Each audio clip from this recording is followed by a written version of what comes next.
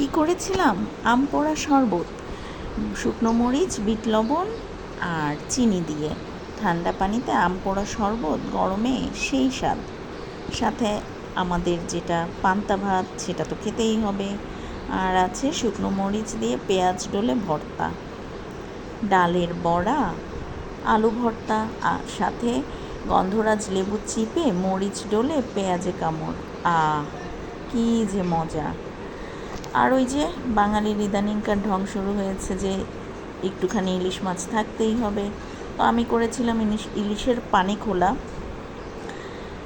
এই ছিল আমার আজকের বৈশাখের আয়োজন। সাথে আপনাদের জন্য একটু পরেই চলে আসবে আমার প্রধান অতিথি, যার কিনা কালকে জন্মদিন। আপনারা সবাই কিন্তু তার জন্য আশীর্বাদ করবেন।